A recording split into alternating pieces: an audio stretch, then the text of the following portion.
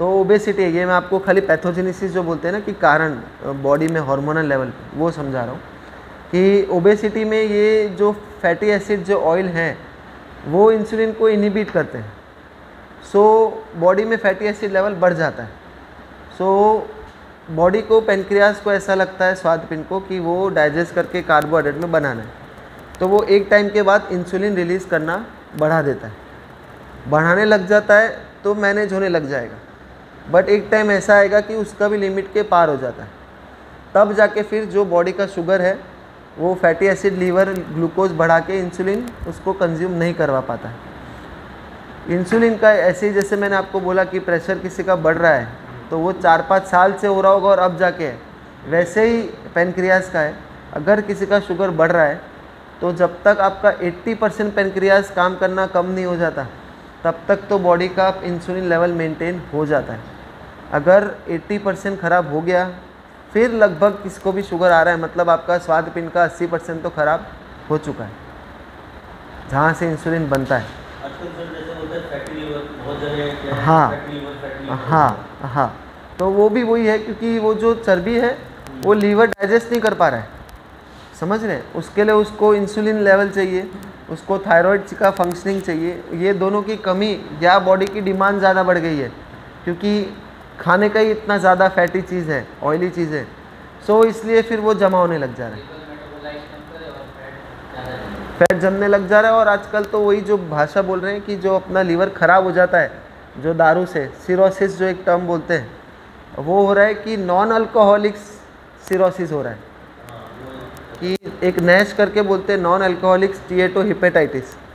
कल ही मेरे पास एक पेशेंट आया, 42 ईयर मेल, उसका अगर आपको आइडिया हो SGPT SGOT 98 और 115, कोई अल्कोहल की हिस्ट्री नहीं, कोई गॉल स्टोन नहीं आया, कोई कुछ, उसको एब्डोमिनल पेन नहीं, ना हेपेटाइटिस, कुछ नहीं।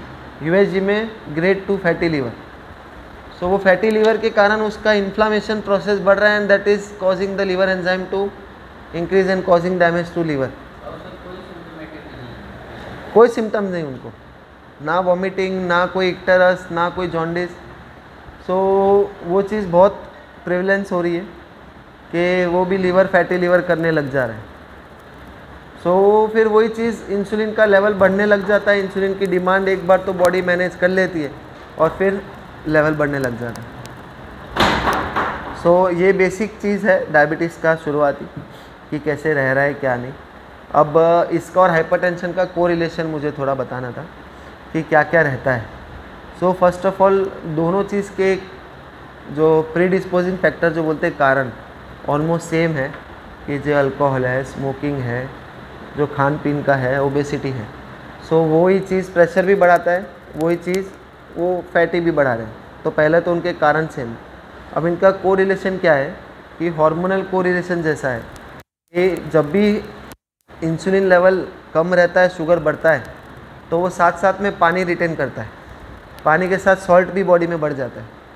सो वो चीज़ से डायबिटीज़ बढ़ने के कारण पेशेंट को प्रेशर बढ़ने लग जाता है। ठीक है, अभी किडनी की तकलीफ, डायबिटीज़ धीरे धीरे धीरे धीरे किडनी में खराबी करने लगता है।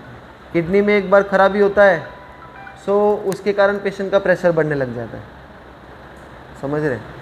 डायबिटीज़ दूसरा जैसे कोलेस्ट्रॉल है, जो मैं बताया आपको कि जो ब्लड वेसल्स में जमने लग जाते हैं, जो डाइजेस्ट नहीं हो पा रहा है फैट, वो कहाँ जाता है, तो लीवर में जमता है, नसों में जमता है। तो नसों में जम रहा है तो वो अपनी नली सुकड़ रही है, तो सुकड़ने के कारण प्रेशर बढ़ रहा है। सो ये 3-4 तो मेन कारण है कि डायबिटीज़ से प्रेशर बढ़ रहा है, समझ रहे। अभी प्रेशर से डायबिटीज़ कैसे बढ़ रहा है, तो प्रेशर जब ज़्यादा रह रहा है पेशेंट का तो वो एंड ऑर्गन डैमेजेस कर रहे हैं, कि लीवर में थोड़ी थोड़ी खराबी करने लग जा रहा है, किडनी में थोड़ी थोड़ी खराबी करने लग जा रही है, मसल पे, ऑर्गन्स पे डैमेज होने लग जाए, हार्ट पे, तो उससे शुगर एब्जॉर्ब, शुगर का कंजम्पशन, शुगर का डाइजेशन अच्छे से नहीं होता, तो वो बढ़ते हैं। हाइपरटेंशन से एल्डोस्टेरोन एक किडनी से हार्मोन निकलती है, रेनिन निकलती है, बाकी सब हार्मोन है, उनका काम है कि वो इंसुलिन को इनहिबिट करते हैं। तो जब हाइपरटेंशन बढ़ता है, हार्मोन बढ़ता है, ये हार्मोन इंसुलिन को इनहिबिट करते हैं। सो वैसे हाइपरटेंशन डायबिटीज़ कराता है। सो ये दोनों एक प्रकार से एक दोनों को बढ़ावा ही देते हैं। और इनका कॉम्प्लिकेशन जो रहता है, जो हमने इनमें देखा कि हार्ट की बीमारी, हार्ट अटैक, हार्ट फेलियर, आँखों का, नसों का, सो वो सेम चीज़ डायबिटीज़ भी करता है। अभी डायबिटीज़ में अलग चीज़ और क्या है, डायबिटीज़ का जैसे ये तो अपन ने कोरिलेशन देख लिया क्या क्या कारणों से होता है, अब उसका बॉडी में क्या एक्स्ट्रा इफेक्ट है और लास्ट में ट्रीटमेंट। तो इफ़ेक्ट में ऊपर से अगर नीचे देखें तो 3 मेन ऑर्गन को डैमेज करता है डायबिटीज़, जो एंड ऑर्गन डैमेज जो सबको पता है, आइज़, किडनी और पैरों के नस। तो जैसे आँखों में तो ऐसा है कि द डायबिटिक पेशेंट को 45% हाई रिस्क है कैटरेक्ट होने का। तो मतलब 50% माने अगर तो डबल चांस है कोई नॉर्मल नॉन डायबिटिक से पेशेंट को, डायबिटिक वाले को कैटरेक्ट होना, मोतियाबिंद होना। 27% ज़्यादा डाटा ऐसा है लास्ट ही, 27% ज़्यादा बीमारी किडनी की होती है। क्यों? क्योंकि डायबिटीज़ से जब बॉडी में ब्लड में शुगर ज़्यादा रहता है, एक टाइम तक तो किडनी का काम है कि शुगर, सोडियम, प्रोटीन सब बॉडी में मेंटेन रखे, अंदर जो पेशाब में जा रहा है वो अंदर वापस एब्जॉर्ब करे। पर जब ब्लड में ग्लूकोज का लेवल इतना ज़्यादा हो जाता है तो किडनी बेयर नहीं कर पाती और फिर ग्लूकोज रिलीज़ होता है, तो वो ग्लूकोज धीरे धीरे किडनी को खराबी करना चालू कर जाता है, जो अपने नेफ्रोपैथी बोलते हैं। सो दूसरा हुआ नेफ्रोपैथी, किडनी की खराबी। तीसरा हुआ नस, जो अपने झंझनाटी, पैर में जलन होना, खाली चलना, पेशेंट को पैर में चप्पल पहनता है, चप्पल निकल जाता है, पता नहीं चलता है, कभी भी इन्फेक्शन हो जाता है, बार बार वुंड इन्फेक्शन डायबिटीज़ अनकंट्रोल से, गैंग्रीन हो जाना, पैर की नस ही इतनी सूख गई है वहाँ खून ही नहीं पहुँचने लग गई, तो ये पेरिफेरी के नसों को खराबी करना। सो ये 3 मेजर डायबिटीज़ करती है। और बाकी एक सेकेंड, हेलो, हाँ,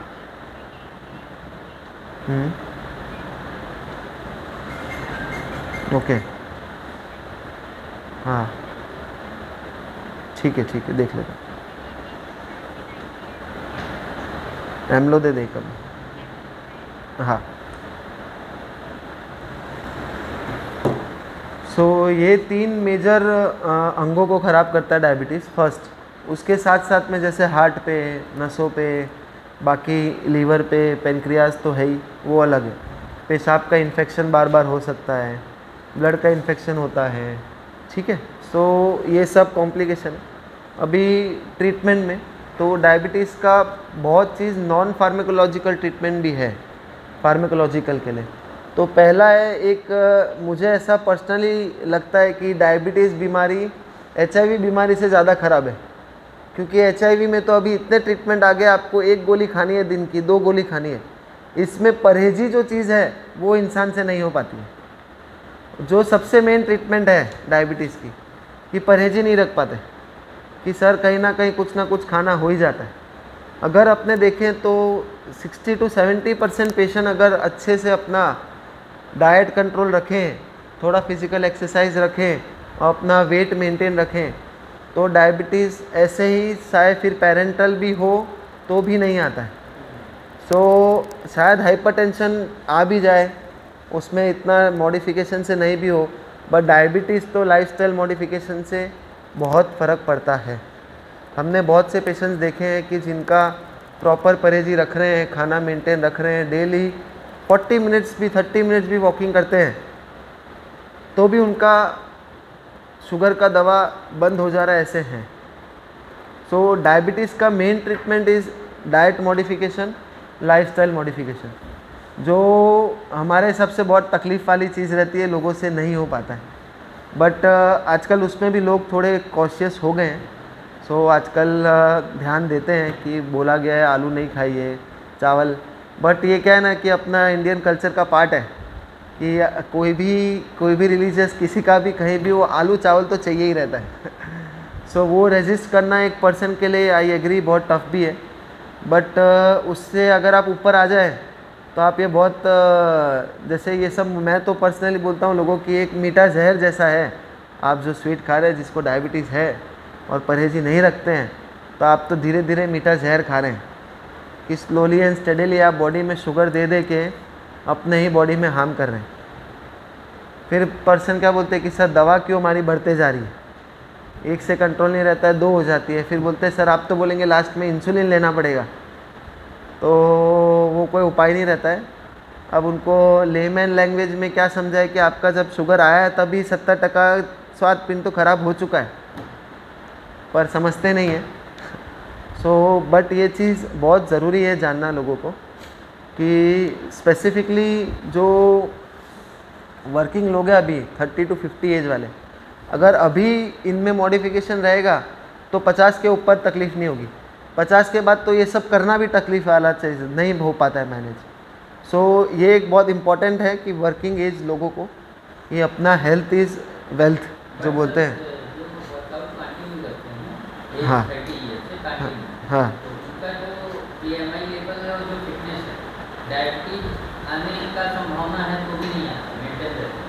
हाँ, मैं वही बोल रहा हूँ कि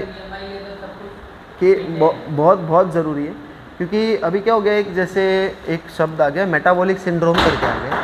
वो मेटाबॉलिक सिंड्रोम एक प्रकार का जो मैंने प्रोसेस समझाया कि इंसुलिन रेजिस्टेंस का, कि वही होता है उसमें बॉडी का, कि बॉडी के जो हार्मोन्स है जैसे ग्लूकागॉन, यही जो रेनिन है, ये सब ही बॉडी के इंसुलिन को रेजिस्ट कर रहे हैं काम करने के लिए। तो जो बॉडी का इंसुलिन का काम है मेजर कि अपने skeletal muscle, heart, pancreas, brain, ये 4 ऑर्गन को ग्लूकोज जितना यूज़ करें वो चीज़ का काम रहता है।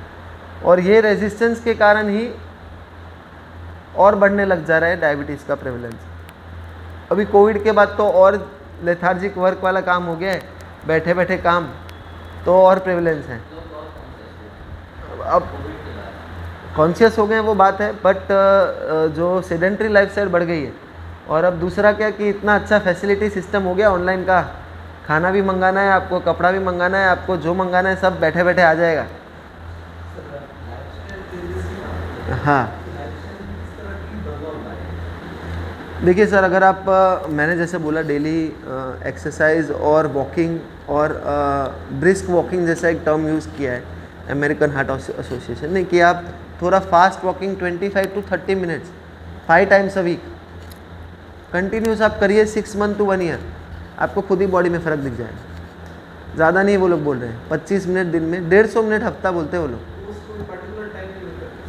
कोई टाइम नहीं है सर, आप शरीर के लिए कोई टाइम नहीं होता है, शरीर के लिए कोई टाइम नहीं है। आप सुबह उठ के करना चाहते हैं, आप मिड लंच में ब्रेक में करना चाहते हैं, आपके जब मन हो, आप आफ्टर डिनर करना चाहते हैं, एनी टाइम। बट एक थोड़ा फिजिकल एक्सरसाइज फर्स्ट। दूसरा जैसे खान पीन में चीज़, बहुत चीज़ आजकल कॉफ़ी भी इनटेक बहुत ज़्यादा होने लग गया है, तो कैफ़ीन से भी है ना हाइपरटेंशन बहुत ज़्यादा प्रिवेलेंट रहता है। कैफ़ीन इनटेक, कॉफ़ी चाय वाली चीज़, एडिक्शन चीज़, स्मोकिंग का एडिक्शन, अल्कोहल का खाना खाने वालों आधा 1 घंटा जो है पानी नहीं पीते। हाँ, ये क्या जठराग्नि जो अपनी होती है पेट की, तो पहले हीट डिसिपेट होता है, हीट लॉस होता है, तब जाके फिर वो पानी पीते थे। आजकल क्या होता है, 2 वाला लिया पहले पानी, तो वो जठराग्नि शांत होने की वजह मल और बन जाता है। पेट फूल गया है। कोल्ड ड्रिंक चलती है, हाँ कोल्ड ड्रिंक, कोल्ड ड्रिंक चलती है होटल में देख लो आप, कोई पिज्जा खा रहा है साथ में कोल्ड ड्रिंक देगा। वो सब कार्बोनेटेड वो लोग यूज़ करते हैं, और फिर वो कार्बोहाइड्रेट भी उनका वो सब प्री फॉर्म्ड वाला ही रहता है, वो तो सबको पता ही है।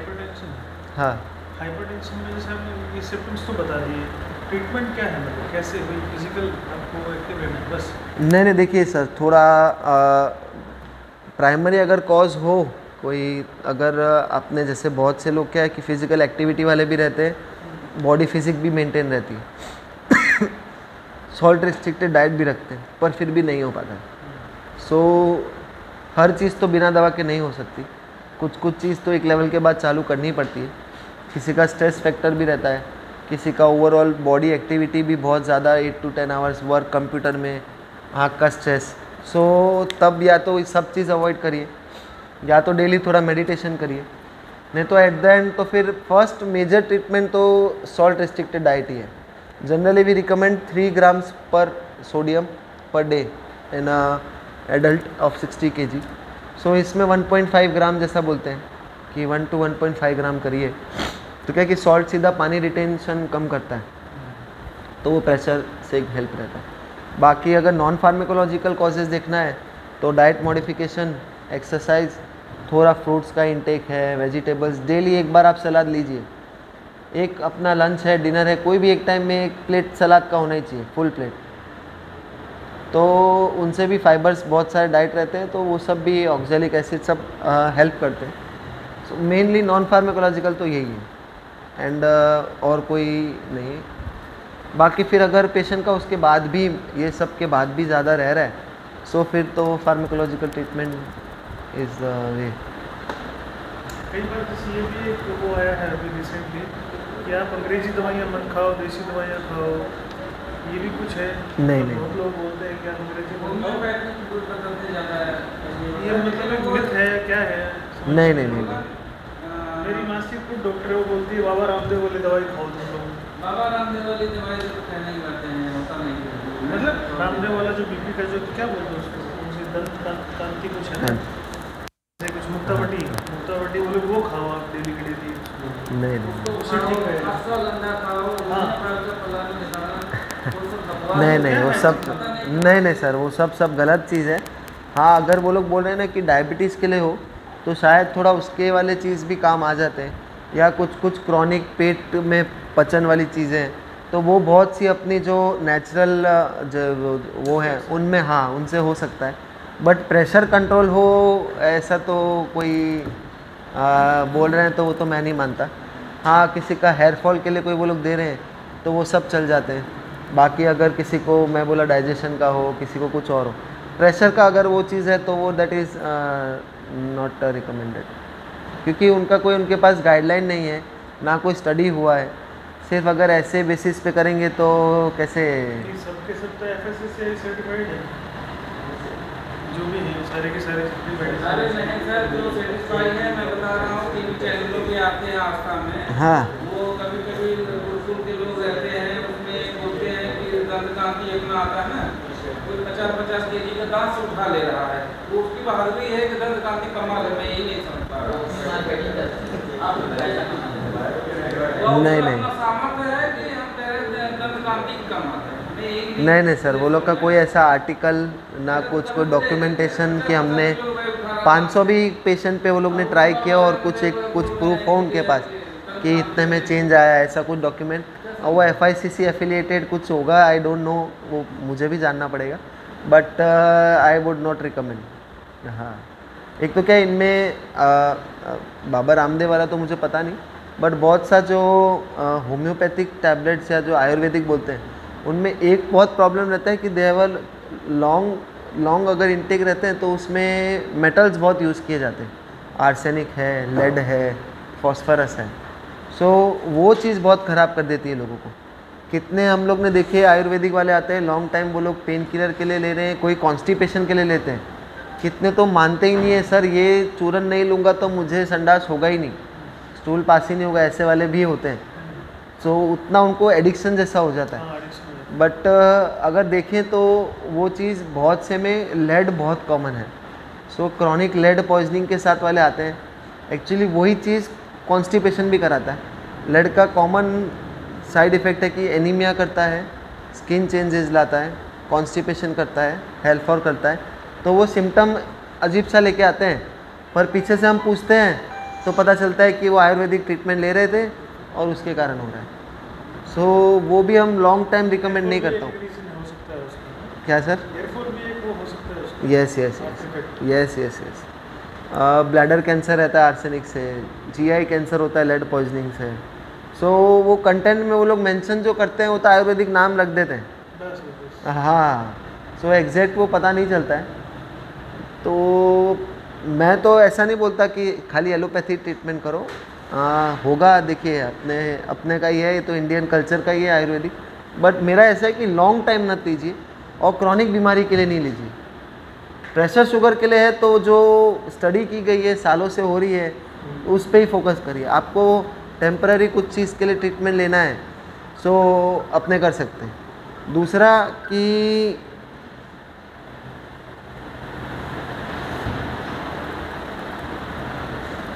एक मिनट, हेलो, हाँ, गुड मॉर्निंग। हाँ, हाँ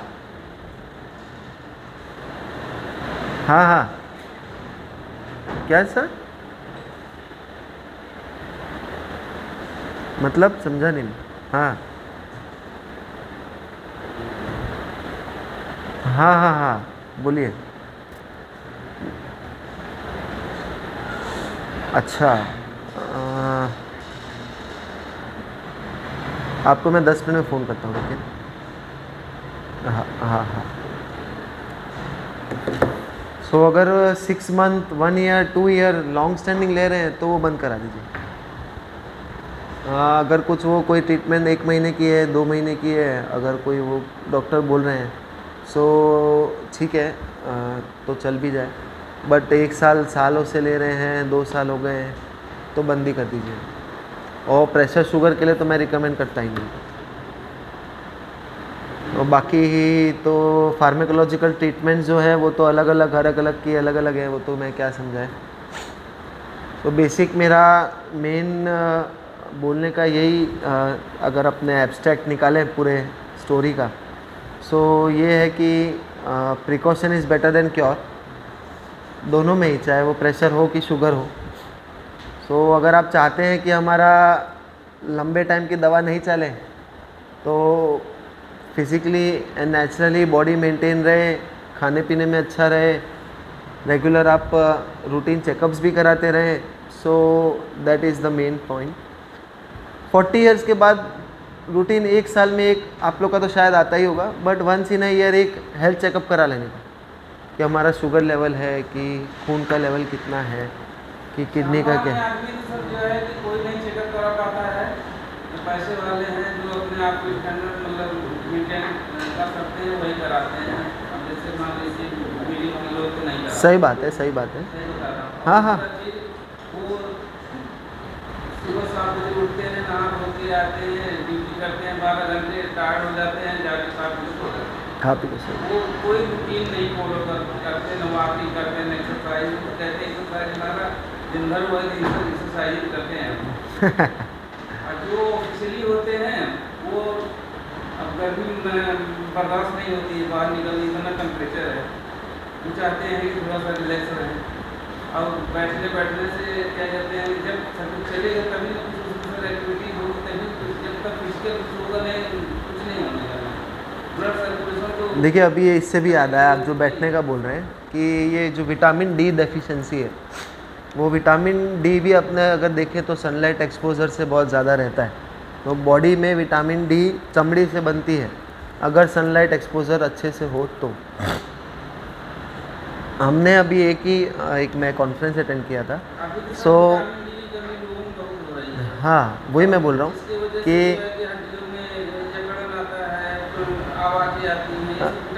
है यही 45 इयर्स में नी रिप्लेस हो रहे हैं लोगों के, 45 साल की उम्र में घुटने रिप्लेस हो जा रहे हैं। सो क्योंकि एक्टिविटी नहीं है और आजकल लोगों की सहन शक्ति भी नहीं है, थोड़ा ज़्यादा नहीं होता है तो अक्सर सर उन्हें विटामिन डी की मोस्टली प्रॉब्लम होती है, जो कि लोग ऑफिशियली होते हैं, जो ऑफिशियली वर्क करते हैं। अब वो घर में भी एसी है, गाड़ी में भी एसी है, यहाँ भी एसी है, फिर गए फिर एसी में चले गए। धूप तो लेना ही नहीं है, विटामिन डी तो अपना धूप से ही है, मतलब सन से ही है ना। मैं वही बोल रहा हूँ कि हमने खाते हैं सब्जी, विटामिन डी की गोलियाँ खाते हैं, कोई जो है खुशबू खाता है, सब खाना पड़ता है, तो उससे ही हो जाएगा। यही चीज़ नेचुरल है, वो चीज़ जो है वही अब सब आर्टिफिशियली आने लगेंगे। खाने का भी प्रोटीन तो आजकल शेक वेक यूज़ होते ही हैं, पाउडर फॉर्म आता ही है। मैं ये बोल रहा हूँ यही कि जैसे किसी चीज़ की प्योरिटी नहीं है। हाँ, आप कोई साग सब्जी पकड़ लीजिए सर, जो खेतों से आ रहा है ना, वो भी इंजेक्शन लग के आ रहे हैं। जो लौकी का पौधा इतना बड़ा है, कल वाला इतना बड़ा है। हाँ हाँ, अब इतनी बड़ी जनरेशन में आम है, आम ही देख लीजिए अभी जो समर में आम है, आम के भी आजकल तो ऐसे इतने बड़े आम कहाँ उगते हैं। अमरूद है, हाँ हाँ। सो समय के भी आम आ रहे हैं। बिना समय के हाँ ₹200 किलो का हाँ हाँ सीजन आता है, लोग तो 50 रुपए किलो, गरीब लोग सामान लोग कर खा पाते बेचारे। एग्री। तो यही सब तो है। वो अब आजकल तो हरी मिर्च, क्या कहते हैं, टमाटर, जो भी सब्जी है, 7 12 महीने मिल रहे हैं। 4 बार पहले सर समय हाँ हाँ, समय पे आता था। वो स्टोर करने लग जाते हैं, फ्राइड वो उसको फ्रीज कर देते हैं और फिर जब उनको करना है तब लाइन बाय लाइन करते हैं। वैसे जैसे मैं विटामिन डी का बोल रहा हूँ, विटामिन डी का वो स्टडी हुआ है कि जो कार्डियोवास्कुलर रिस्क फैक्टर वाले पेशेंट्स थे एक सेंटर में वहाँ पे, तो उनका और विटामिन डी का कोरिलेशन देखा, तो 70% patients with the high risk of cardiovascular की, या तो जिसको हार्ट अटैक की हिस्ट्री हो, किसी को स्टेंट रखा हो, कि विटामिन डी की डेफिशिएंसी है। सो एक आध मैंने तब कार्डियोलॉजिस्ट से भी डिस्कस किया था, तो वो लोग भी बोले कि अब तक तो किसी को इतना आइडिया नहीं था कि what is the exact pathogenesis behind this, कि विटामिन डी डेफिशिएंसी का इससे साथ रिलेशन है भी, कि इट इज़ अ सिंपल ऐसे ही कोरिलेशन आ गया। बट विटामिन डी की कमी से वो लोग तो रिकमेंड कर रहे हैं कि हम लोग विटामिन डी के जो भी रिस्क वाले हैं उनका लेवल मेंटेन रहे। तो बेसिक खाली एक विटामिन से भी एक रिस्क है। अब पैथोजेनेसिस अभी भी उनको भी नहीं कि कैल्शियम स्टोर कम रह रहा है, कि क्या कारण से हो रहा है, कि पैराथायरॉयड हार्मोन बढ़ जा रहा है तो उसके कारण कैल्शियम, रीज़न नहीं पता चल रहा है। और दूसरा ये एक सिंपल विटामिन डी से कैल्शियम का स्कोर, तो हड्डी तो ऐसे टूटते हैं कि कांच जैसे हैं। थोड़ा एक कल ही एक पेशेंट आया था अपना, शेल्बी तो ऑर्थो का ही है, इतना सा सिर्फ बैठे बैठे गिरे चेयर से और शोल्डर फ्रैक्चर हो गया ह्यूमरस, 42 ईयर मेल, नेक फीमर फ्रैक्चर, नेक ह्यूमरस फ्रैक्चर। सो वो तो कैल्शियम गोलियां खा रहे हैं सर, कैल्शियम हाँ हाँ दूध में बताते हैं कैल्शियम गोली मिलता है, दूध कौन सा प्योर हो रहा है यहाँ पे। हाँ हाँ जो बाबरामदेव बोलते हैं देसी घी, गाय का देसी घी बोलते हैं, कितनी गाय रखते हैं अब आप उनसे पूछिए, कहाँ गाय मिलती है, कहीं कहीं किसी के पास गाय बहुत कम ही हरियाणा वगैरह मिलता है, कहीं कहीं में बिल्कुल खत्म है। हम लोग पाउडर के दूध पी रहे हैं, उसमें क्या है, दूध का तो है, कोई ओरिजिनलिटी नहीं, कोई नेचुरल का है नहीं। I agree. कहाँ से वो कैल्शियम भरपाई करेगा जो है। सो वही है अभी मेन तो वो भी, हाँ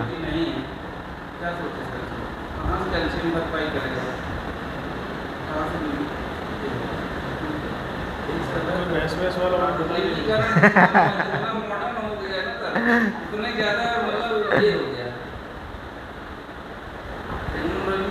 जा रही है। पहले लोग रासायनिक उर्वरक खाद, जैविक खाद ये सब करते थे, अब तो डाई खाद यूरिया आ रहा है।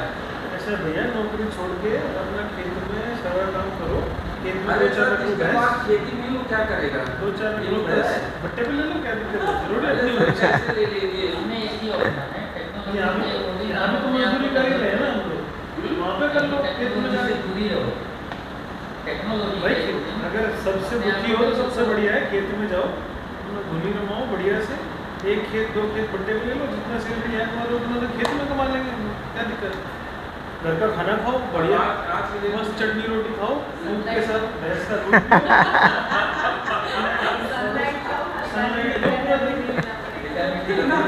जो करना नहीं चाहता ना, हाँ दिक्कत वही है। करने को तो हर कोई कर सकता है। अभी पैसा भी चाहिए, नौकरी भी चाहिए, शहर में जाकर फिर ये सब हार्ड वर्क कोई कर नहीं इलेक्शन चाहता में ना। यही खाने पड़ेंगे, फिर क्यों कंप्लेंट कर रहे हो। हम कंप्लेन क्या कर रहे हैं सर, हम बता रहे हैं कि कहाँ कंप्लेंट क्या क्या है और क्या है। है। हम तो ये बता रहे हैं कि अब उन सब चीज़ों में वो चीज़ मिल नहीं रहा है जो चीज़ वही तो कह रहे हैं, गाँव में जाओ, सब चीज़ छोड़ दो, दुनियादारी से कोई मतलब मत रखो, अपने आप शुद्ध हो जाओगे। पहले होते हैं सर, नदी के किनारे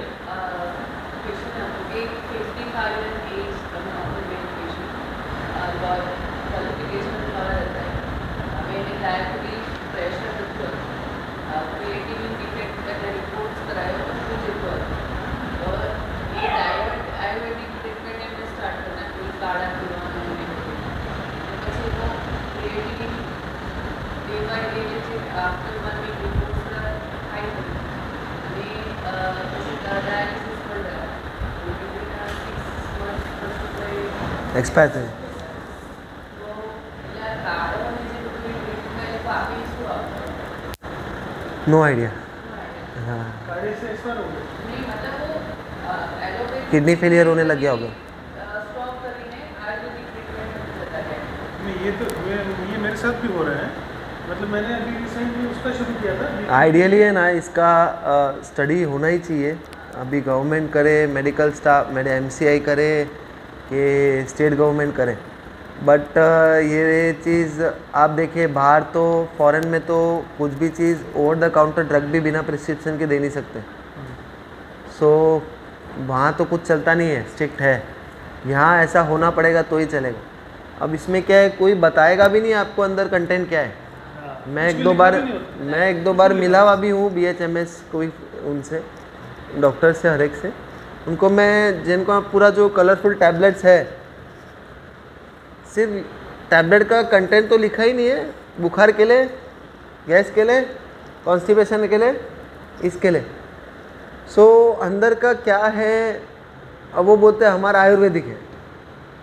ये चीज़ अभी जो डॉक्टर साहब ने आपने बताई ना कि हेयर फॉल भी हो सकता है, अभी मैं उससे वो कर रहा हूँ, मैं काउंटर कर रहा हूँ उसी चीज़ को। अभी 1 महीने से मैंने एक मेडिसिन खाना शुरू किया है जो कि देसी है, जो कि मतलब ऐसे ही मेरे को मतलब हर्बल वाला जो है उसको खाना शुरू किया, मेरा हेयर फॉल शुरू हो गया है। रात में सोते तो बेड के ऊपर 4-5 बाल पहले नहीं था, बिल्कुल नहीं। जब जो दवाइयाँ जो एलोपैथी वाले जो आपने जो बताई वो खा रहे थे, कोई दिक्कत नहीं, अभी हेयर फॉल हो रहा है। स्टीरॉइड पर वैसे ही, हाँ। मेन तो एक तो करे आ लोग को फीवर वाला ने स्टीरॉइड आप ही दे। बीच में थोड़ा पैनिक सिचुएशन होती है, पैनिक हो जाता है एकदम से आदमी, यार बीपी बढ़ गया, वो बढ़ता नहीं है। अब चेक करवाओ तो नॉर्मल रहता है।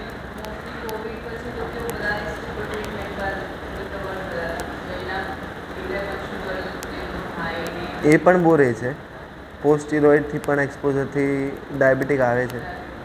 પણ મેન તો આ લોકો શું કે steroid is like a magic drug, वो सब कुछ दबा देगा और इंसान को इतना अच्छा लगेगा कि ये मैं ठीक हूँ, बट हाँ, बट पर्दे के पीछे वो कितना डैमेज कर देता है। इनमें भी वर्कआउट के दौरान कई होती है, लेकिन उसका साइड इफेक्ट भी बहुत मर जाते हैं एक्सरसाइज करते हाँ, लॉन्ग करता है,